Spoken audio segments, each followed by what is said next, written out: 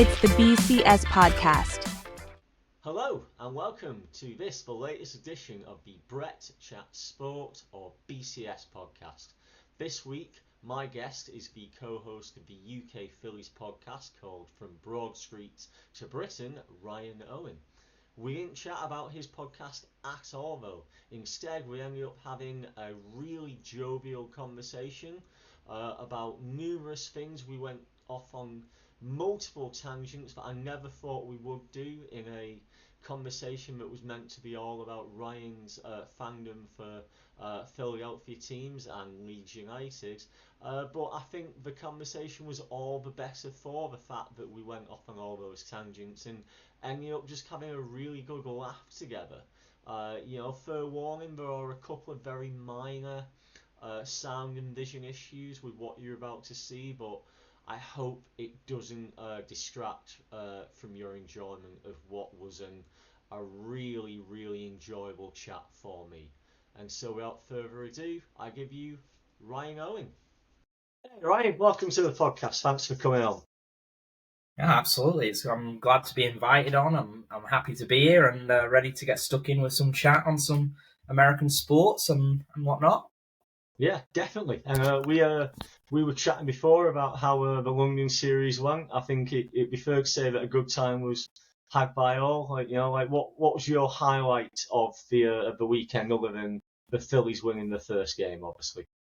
I'm a massive Phillies fan, but I'm very relaxed about whether the Phillies win or don't lose, especially in a season when, they're looking like they're pretty much guaranteed a playoff spot anyway. And so them winning was fun, but it wouldn't have ruined anything to me. So really the highlight was seeing friends and seeing people that are just similarly enthused by everything that's going on down there at London Stadium. And I absolutely loved it, to be honest. I thought the atmosphere this time was, I hadn't been since the Yankees Boston series before COVID, but this was it just felt like a carnival as it seems to now. Yeah, fantastic.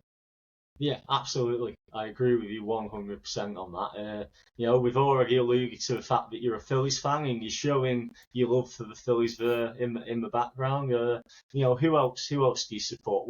What are your sporting allegiances, Ryan, and why?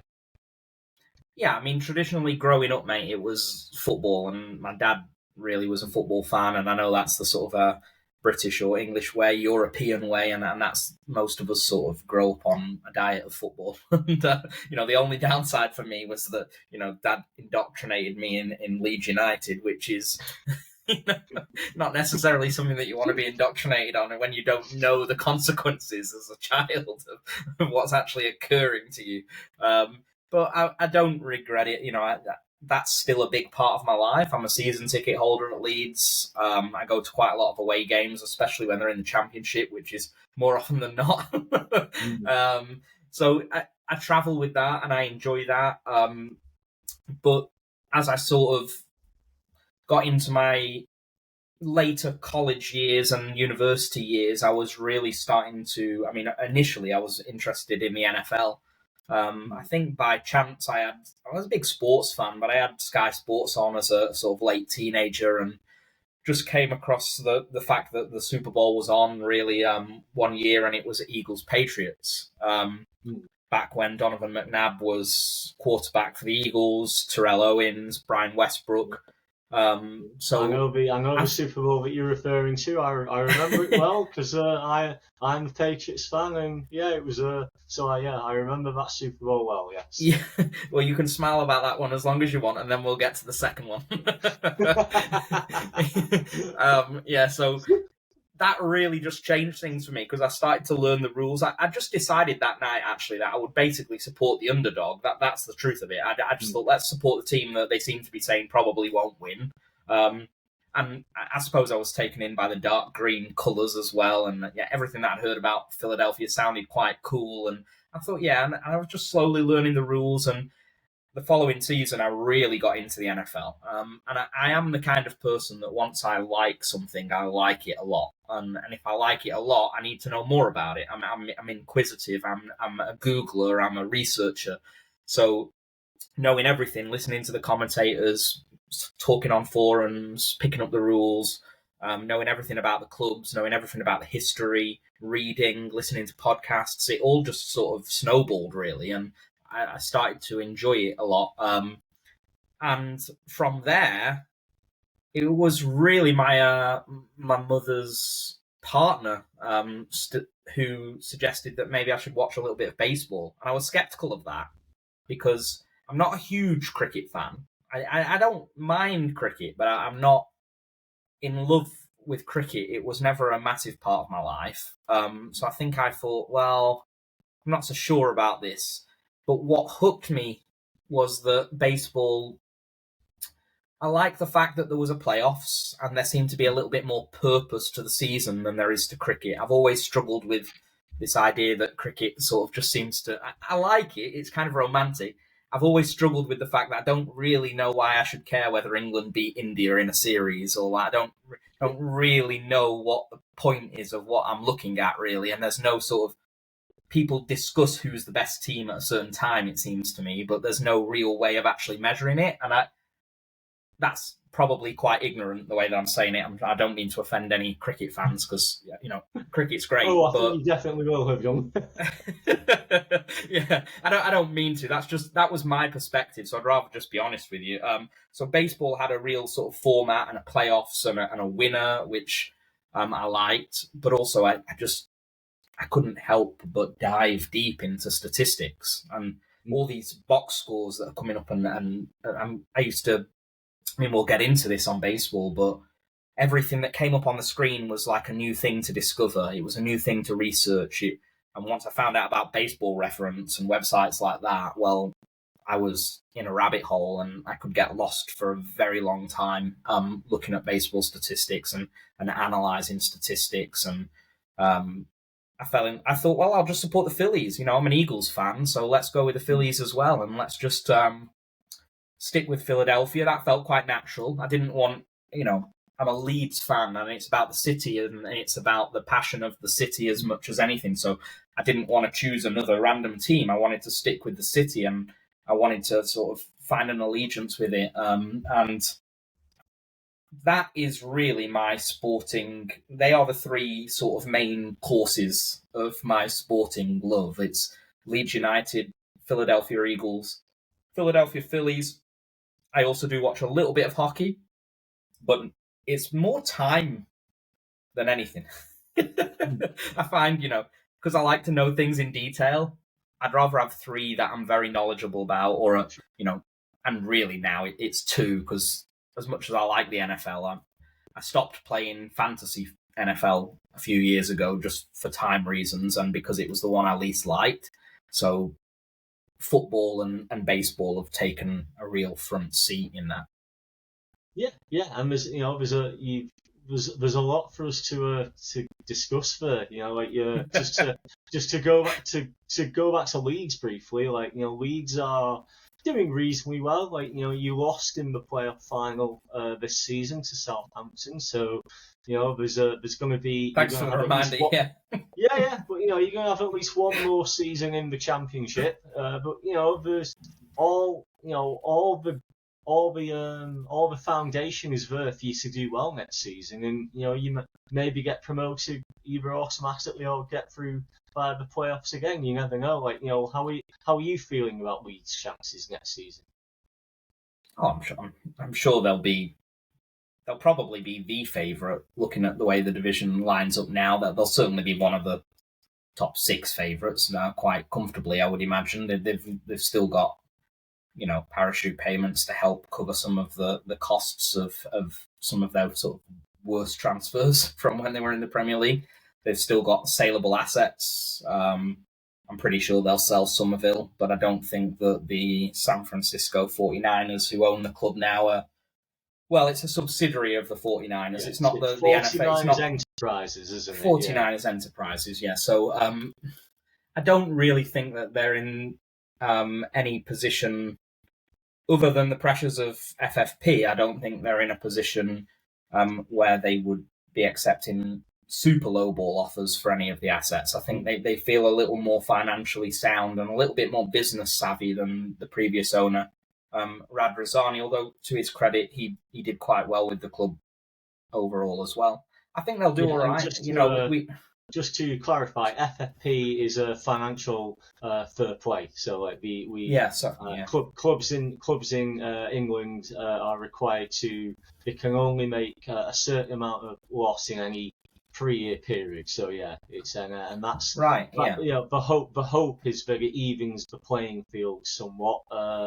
And maybe arguably does, but then there's a lot of argument against it, and we're seeing this with Manchester City now, where they're suing the Premier League for supposedly preventing them from taking full advantage of sponsorship opportunities, supposedly. And we've seen this where Everton and Nottingham Forest last season, where they were deducted points because of Big Road financial fair play rule. So yeah, it's certainly an issue, along with VAR, the video assistant referee, that is proving somewhat controversial in this country, shall we say? Yeah. I think the thing with the Championship is, because there's no video assistant referee, there's the element that you can sort of just enjoy the sport for what it is a little bit more. You don't, you sort of just check the linesman to see whether a goal's been given, and you can, off you go, you celebrate. Whereas there is that sort of jeopardy in the Premier League now that, if you score a goal, you have to wait a second, and normally quite a bit longer than a second before you can decide whether you want to celebrate again. So it's interesting. I mean, in my life, Leeds have been a lot worse than this. So yeah,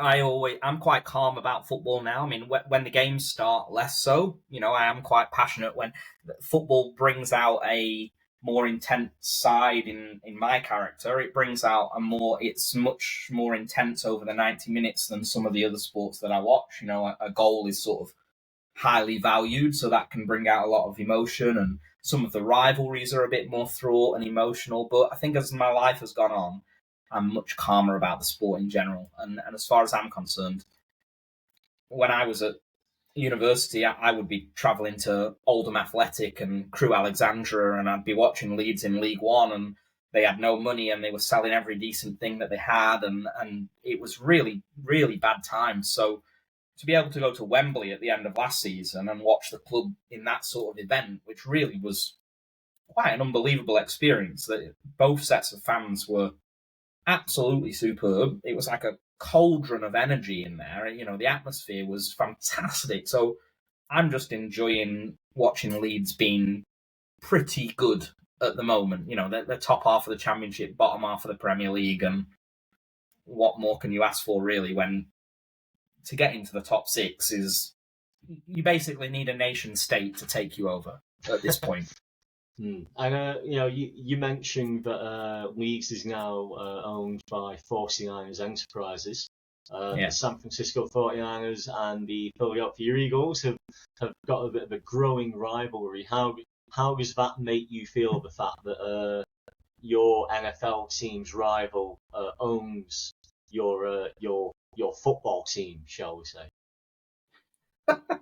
I never really thought about it in that sense. It's a good question. I suppose I don't really view it as the 49ers sort of football team. That's the way that I would separate it out, because it's really not. It's like a sort of subsidiary or investment arm of the 49ers. So that's the first thing I'd say. But also, even if it were, if the Eagles' rivals want to pay money into my soccer club so that they get better, I have no moral qualms with that whatsoever. It's absolutely fine. All right, good to know. And you've mentioned that you're an NFL fan, and you're a baseball fan. Like, what was that? How do you find that? How do you find being a fan of American sports in the UK? Like, I know I certainly struggle to watch the West Coast team I support, the Oakland Athletics, it can be they don't necessarily always have the most sociable of first pitches in terms of UK times when they're playing. I think that's just one of the reasons that you might struggle to watch the Oakland Athletics. all right. We're not doing too badly this season. As I said to you when we were down in London, we are surprisingly mediocre this season, which has been a pleasant surprise as well. Nice. I'm always we can't all be the Philadelphia Phillies and be on course for over 110 wins. No, this is true, but you touch on a good point on a serious note. I mean, I do tend to joke about most things, so yeah, sorry about that. No, hey, the more laughs we can have on here, the best, as far as I'm concerned. I think when I was at university, it was appealing to stay up through the night and skip lectures in the morning to watch the Eagles on Channel 4 as it was then, or whatever it may have been, with like Mike Carlson and Nat Coombs and whoever else was presenting them, and it was great. That was part of the appeal, and staying up eating food that at the time didn't give me heartburn, and drinking drinks that were absolutely fine. I could deal with it all, but I think as time has gone on, I don't stay up past midnight watching American sports. It doesn't fit in with my lifestyle. I am a teacher, so I wake up at 6 o'clock, 6:15 every day, and I can't stay up. So early games are a godsend. You do find yourself watching a lot of the Cubs if you're going to watch games, because I like an early start at Wrigley. So TV viewing is interesting in this country, but the side of it, especially baseball, that is great for me is that baseball's on every day, so there's always something to catch up with, even if you're not watching the games. And a big part of my fandom of American sports, especially baseball, has always been that I am able to enjoy the sport even if I'm not watching it. And I know that sounds odd, but I love box. I mentioned earlier I like statistics. I like box scores. I like opening an app, and I have fantasy teams that rely on how people have done the night before. So I want to see the pitching lines.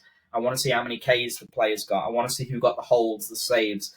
I want to see the home runs, the steals. I will scour box scores in the morning, and I'm very quick at it. I can do it like 10 minutes with a strong coffee in the morning before school, especially in the summer term, is a nice 10 minutes spent, really. And then I'll check my fantasy teams and adjust the lineups and put any waiver claims in, and off I go to work. So there's always something to be doing with the sport, even if you're not able to watch it. And actually, it's a little bit odd because being a sort of fantasy baseball player does lend itself to that, because my knowledge is more based around, if you actually ask me about the sport itself, I could never be a baseball coach. I couldn't be on the field telling them or even analysing really their swings or their pitches. I mean, I know the difference between, I know the sport pretty well, but I suppose the point I'm making is I'm more interested in sort of looking at the statistics in order to make a judgment on how I think people will do in future years. So I became very, very good at crunching data very quickly using Excel, ignoring sort of professional projections, and I would make my own projections. So I would project out what I think is going to happen for the following season statistically for pretty much every player that was fantasy relevant, and then use that data that was made by myself to aid me doing fantasy baseball drafts and auctions. And that would become, over the last 10 years, a hobby that dominated quite a lot of my life, to be quite honest. Sure, it strikes me that in the same way that there's certainly a contingent of Oakland A's fans who are A's fans because of the A's role in the growth of sabermetrics and the appreciation of that aspect of the game. But one of the things that draws you to American sports as a whole is that appreciation of the stats. The fact that you can make a judgment on a player based on the box score and not just on the eye test, shall we say. Yeah, and I became very... I started to notice that I was quite astute. In life, I sometimes like to cancel out the noise of things. People have a lot of opinions, and people say things that are sometimes quite cliched, and people fall into sort of psychological traps in the way that they think about a sport or they think about anything in life. I like to try, and I think just one of my philosophies on life is to try and avoid being rigid in my thinking and try my absolute best to lose the biases. So by looking at numbers and by looking at truths, actual truths on not just, depends how much detail you want to go into here, what would happen is you can look at the outcome, as in how many home runs a player hits in a given season, and that's very interesting. But what you're actually looking at is just an outcome. What I'm more interested in is how far was he hitting the ball and how regularly? How much power does he really have? Is this someone who is capable of replicating that next season? Is this player who's only ever hit 10 home runs actually hitting the ball to the quite close to the fences a lot? Is he getting unlucky?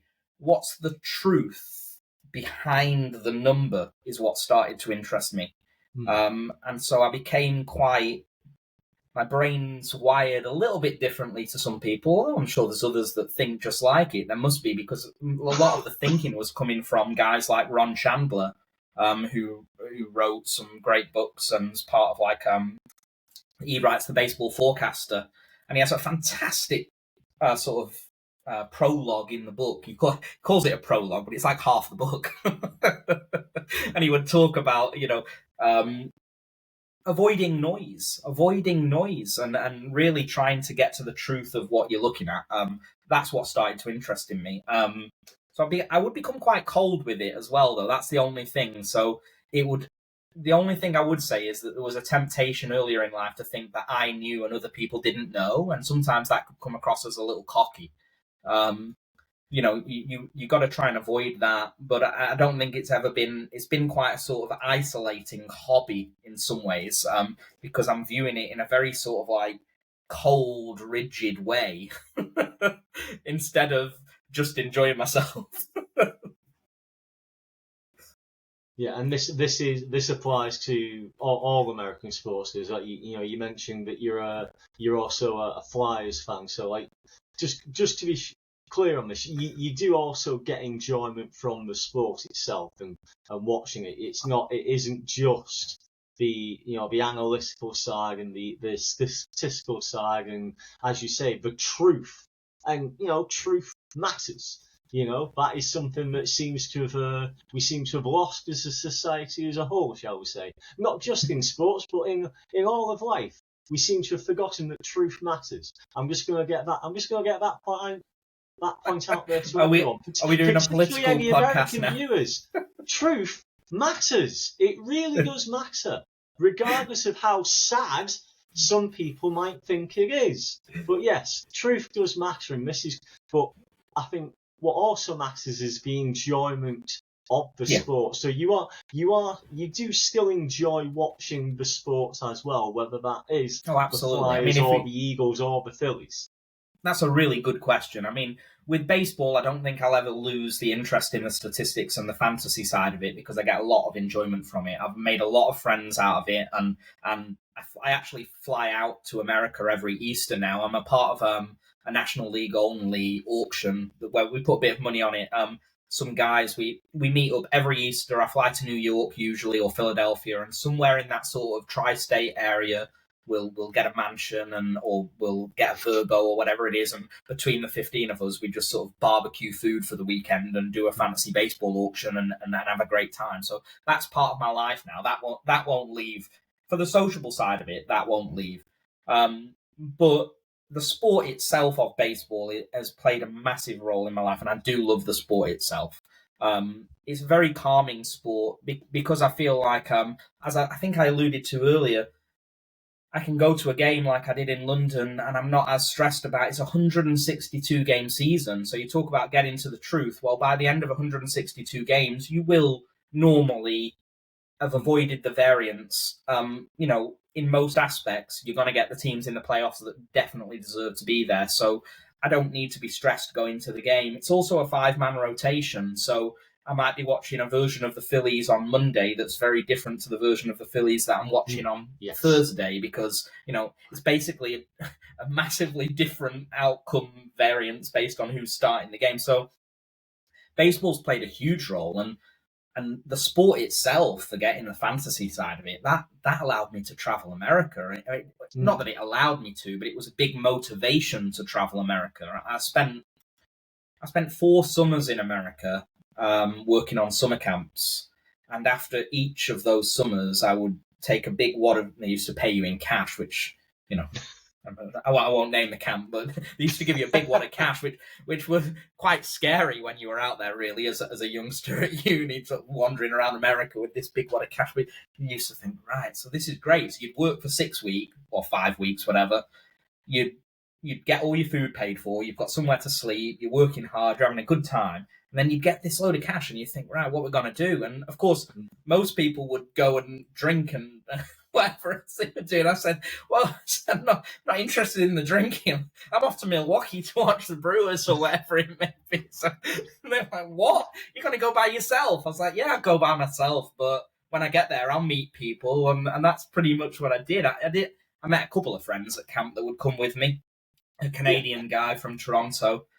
And I've been to 17 Major League Baseball stadiums now. And so the traveling, the camaraderie, the meeting of people, the seeing the different cities, all of that's a huge part. I can't remember if it was you I said this to you when we were down in London or someone else, but sport for me is a wonderful excuse to go and see the world. Like, I would not have seen the parts of America that I've seen if it wasn't for the fact that I went, I'd really like to go and see the Kansas City Chiefs play at Arrowhead. I'd really like to see.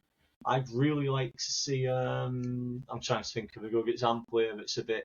Yeah, I would not have seen Portland, Oregon, if it wasn't for the fact that I went, okay, I'm going to go and watch the Trailblazers play the Houston Rockets, because both of those have good teams currently in the NBA. So, yeah, I get the impression that that's maybe true for you as well. That sport has allowed you to go and see the world. Is that true of other places as well as America? Yeah, although not as much. When I was growing up and I got to when I started watching the NFL and stuff, I started to dream a little bit. I mean, I didn't grow up in wealth either, so my family wasn't super poor, not very, very sort of impoverished family, but certainly money was quite tight, So for me, the idea of going to America was a bit of a pipe dream to begin with. But as ever, once I started to think this is something that I wanted to do, I started to plan it. And the summer camps were a good way to get that started, because I was earning and then able to travel. So the main reason I was going was to travel, really. Seeing America was just fantastic. And you're absolutely right. You would see parts of America that would I have gone to Baltimore? Really? Like, I don't know what else anyone is going to Baltimore for, to be quite honest. But when I got there, I would say now, like, do visit. Like, the inner harbour is fantastic, and the harbour is lovely. Camden Yards is a wonderful baseball ground to visit. Absolutely superb. There's the Babe Ruth history. There's a museum around the corner. Actually, interesting story. When I was at Oriole Park, I met a few guys at the game, and the guy said to me, what are you doing after this? I said, I'm going back to New York. And he said, well, if you're going to New York, he says, are you going to the tennis, the US Open? I said, no. I said, I'm watching the Mets. I don't have tickets or anything. He said, well, we do. We've got tickets. And I thought, there's no way this guy's just going to give me tickets. He just took my number off me. And the next week, we met up at a Mets game and then went over to watch Andy Murray in a quarterfinal of the US Open, which he just gave me a ticket for. So it's not just the traveling, it's the socializing, it's meeting people that become friends and doing things that are unexpected just by being yourself and putting yourself out there a little bit. And I just wanted to experience. I loved it. I absolutely loved all of it. I've met some fantastic people through the travelling, and I've seen some fantastic things, particularly in America. Although some of the best friends that I made were Canadian. They lived in Toronto. Certainly, one chap in particular who's still a very, very good friend of mine. So I go to Toronto, or certainly did before my son was born a couple of years ago. I would be in Toronto quite a lot.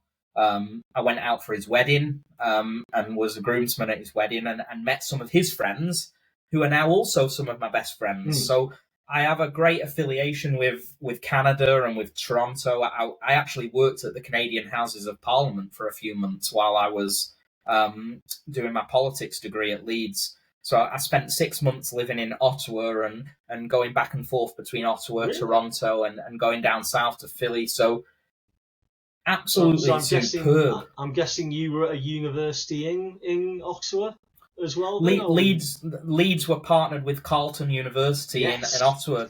Yeah, so yes, I know Carleton University well.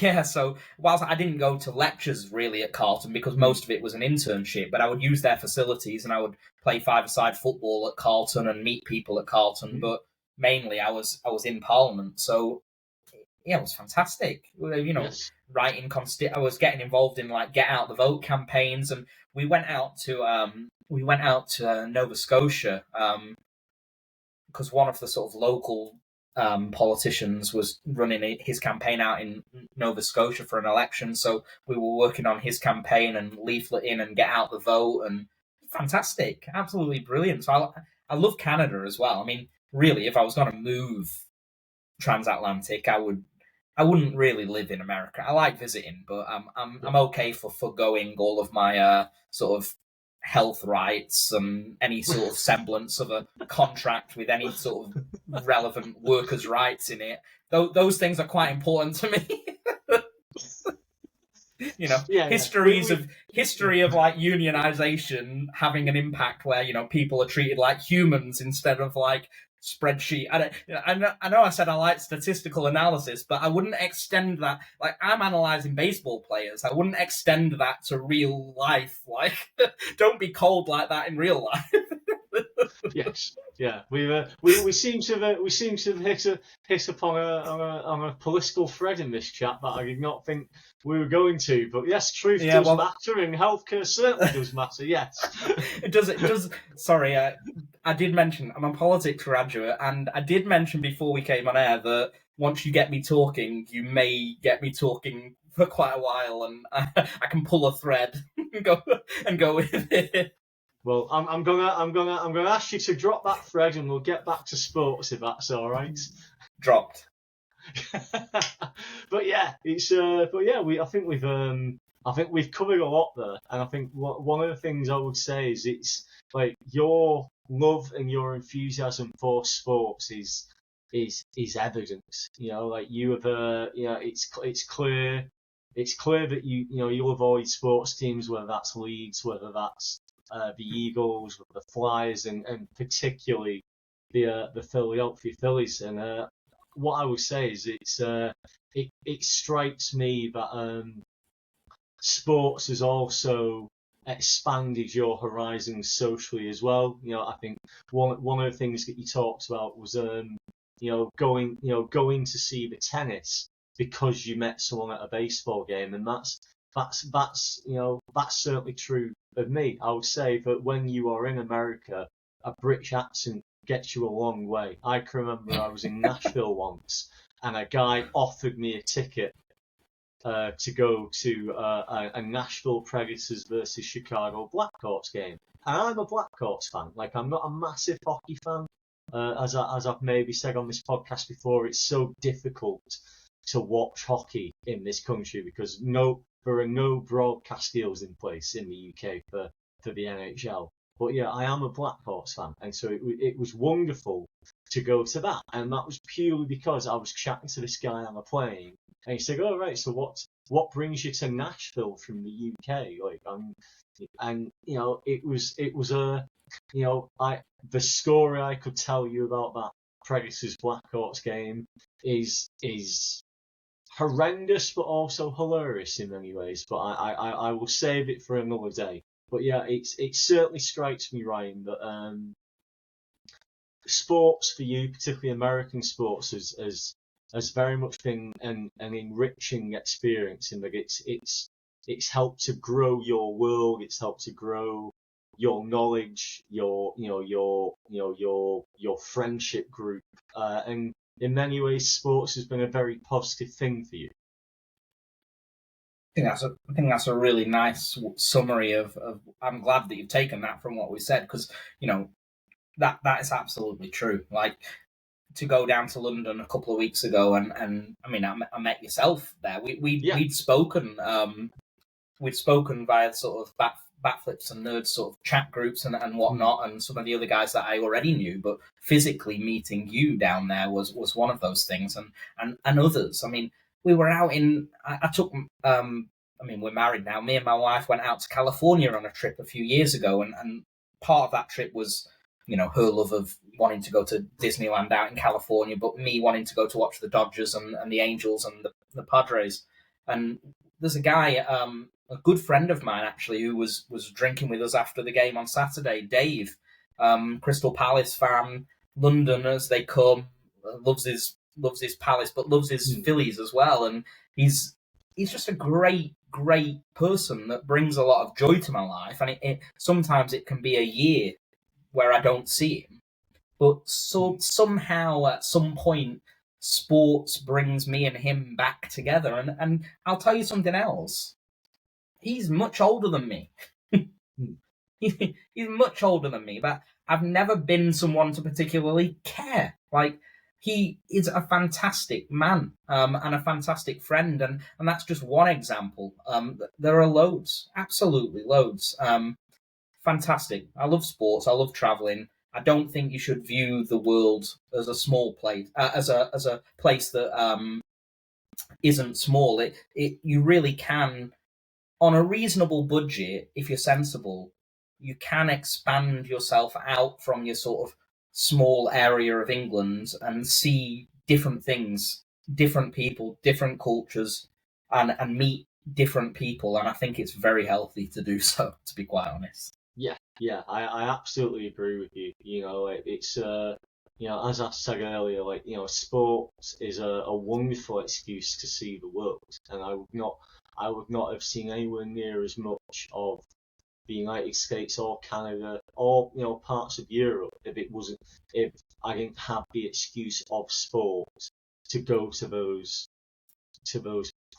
new places and see those new places and have those new experiences. Yeah, so we are 100% on the same page there, Ryan. And I mean, for me, long may it continue. As long as you're working hard and you're doing everything that you need to financially. If you can put money aside to then go and see a sports fixture, but see a new part of the world, then more power to you, as far as I'm concerned. Because that's certainly something that I like to do, is put money to one side and then use that money to go on a trip and see a new part of the world. And if sport can be the excuse to do that, then I will continue to use sport as my excuse to do that then.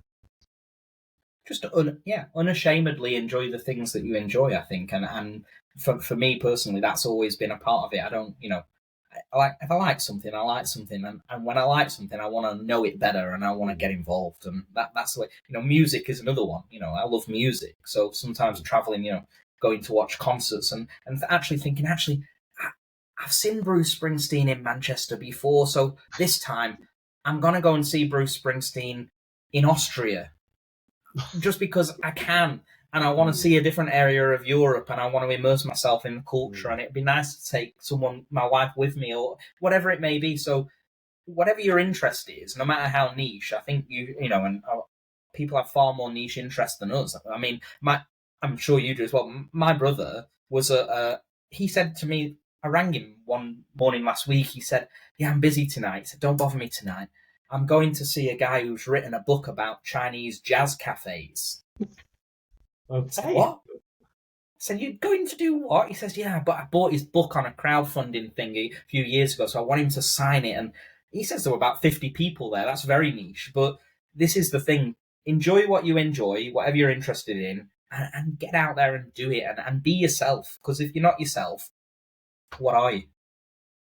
Absolutely. I think on that note, Ryan, I think we should bring this chat to a close. So in summary, yeah, absolutely enjoy the things that you enjoy. Be yourself. Be comfortable in who you are, and embrace who you are, and embrace the things that you love. And I think that's a wonderful note to end on. So yeah, thank you very much for your time, Ryan. It's been an absolute joy to talk to you, and I look forward to talking to you again off air. But for now, thank you very much, Ryan, and speak to you again. Bye bye now. Cheers, mate. Go Phillies. So there you have it. As promised, what I thought was a wonderful and really enjoyable chat there with Ryan. You may have noticed that I went off on a little bit of a political rant there halfway through the chat because we've got a general election here in the UK coming up in a couple of days' time, and when I'm recording this outro to you guys, we've just had the first debate between Joe Biden and Donald Trump, and what an absolute spectacle that was, shall we say. But yes, in summary, truth does matter, and we should never forget that, whether that is in sport or in life in general. But yeah, I hope it added to the conversation to you and added to your enjoyment of it. As I said in the chat, sport is a wonderful excuse to see the world, and it's a wonderful thing that can enrich your lives in many ways. And the same is true for me as it is for Ryan, in that sport has certainly enriched both of our lives. And I think one thing that I certainly got from that chat, and I mentioned it in the chat, is that the analytical side of sports is something that Ryan certainly enjoys, and I don't think he would mind me saying that he's a bit of a sports nerd in that regard, and that is not a bad thing at all, because as you saw, the analytical side is something that enhances Ryan's enjoyment, and if that enhances enjoyment of sport for him, then more power to him, and more power to anyone else for whom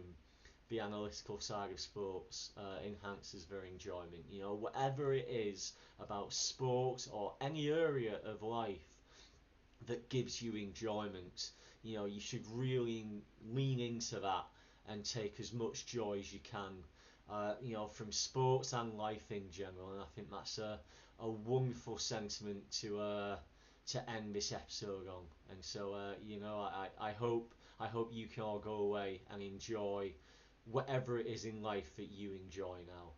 For now, that is the end of another episode of the BCS podcast. As always, I thank you so much for joining me, and I hope to see you again next time. Bye bye now. The BCS podcast is written, produced, edited and hosted by me, Brett Walker. Thank you to Music Unlimited and Pictorbay for the use of the music and sound effects. This week's guest was Ryan Owen.